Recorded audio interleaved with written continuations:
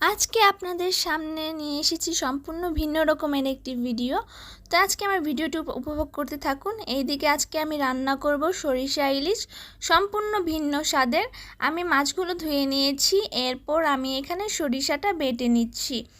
সরিষাটা ভালোভাবে বেটে নিতে হবে। সরিষার মধ্যে দিয়ে দিলাম তিনটে কাঁচামরিচ। কাঁচামরিচ আর সরিষা একসাথে বেটে নিতে হবে।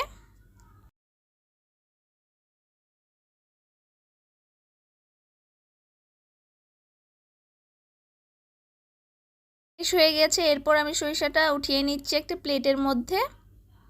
এদিকে এই যে আমি 5 টুকরো ইলিশ মাছ নিয়েছি, এদিকে পেঁয়াজ কুচি নিয়েছি, এদিকে সরিষাটা বেটে নিয়েছি।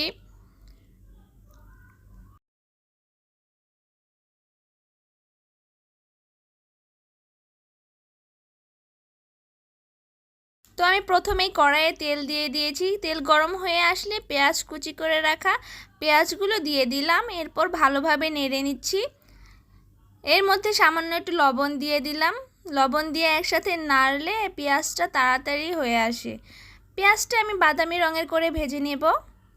পেঁয়াজটা বাদামি রং হয়ে গিয়েছে, এখন আমি দিয়ে দিচ্ছি এর মধ্যে সামান্য জল, হলুদের গুঁড়ো, মরিচের গুঁড়ো, সামান্য একটু জিরা গুঁড়ো। সব মশলাগুলো একসাথে ভালোভাবে কষিয়ে নিতে হবে। তো আমি ভালোভাবে কষিয়ে নিচ্ছি। মশলাগুলো কষানো শেষ হয়ে গিয়েছে, এখানে আমি সরিষা বাটাগুলো দিয়ে দিচ্ছি। সরিষা বাটাগুলো দিয়ে একসাথে আবার ভালোভাবে কষাতে হবে।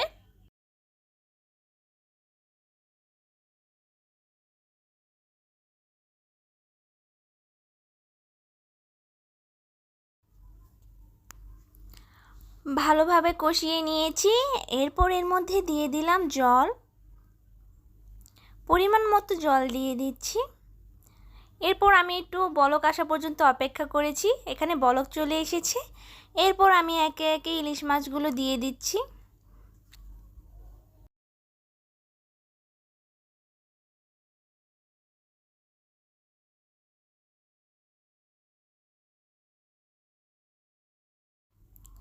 এখানে ইলিশ মাছের জলগুলো টেনে আসছে।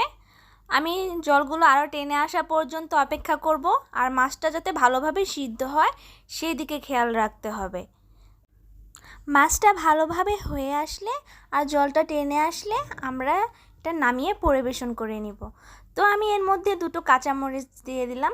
কাঁচামরিচ দিলে কি হয়, এই খাবারের ফ্লেভারটাই একটা অন্যরকম হয়ে যায়। তো আমি 2টো কাঁচামরিচ দিয়ে দিলাম। রান্নার কালারটা খুবই সুন্দর এসেছে।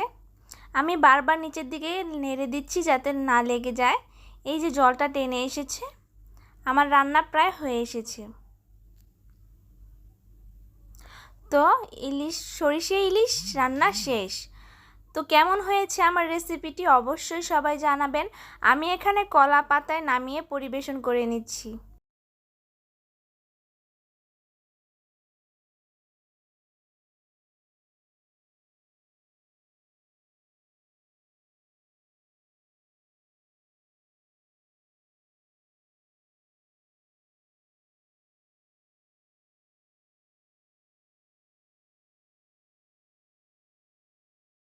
দেখতে তো খুবই দারুণ হয়েছে।